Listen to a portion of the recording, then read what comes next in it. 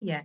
nga tjetri, por një kontroll i tepruar, ku vajte, ku ishe dhe ai kontrolli ka brenda edhe një lloj kriticizmi, një lloj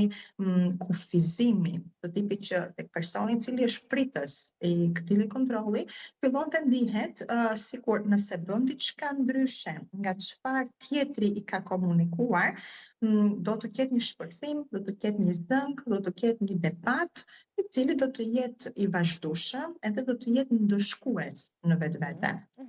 Ose marrim rastin për shembull të një xhelozie obsesive, që mund të jenë të shfaqura në çdo lloj rrethane kudo, pra edhe pa një sens, pa një element dukshëm, në një kafe për shembull, ose në një xhiro në rrugë. Pyetje të tipit se po të shohin, arsyeja pse po të shef dikush te rruga është veshja që ke, edhe pse mund të jetë një veshje krejt normale dhe krejt e duhur.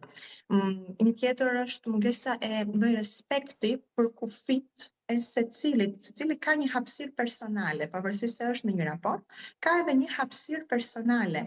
Mungesa e këtyre kufive ose shmangja e këtyre kufive, po ashtu edhe izolimi nga të gjithë të tjerët, vetëm ai i cili është në rastin konkret toksiku i raportit,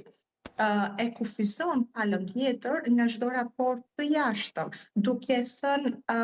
shumë gjëra negative për secilin prej të tjerëve dhe në fund duke ndaluar dhe kontaktin me personat e tretë, por duke bërë një bindje graduale në të.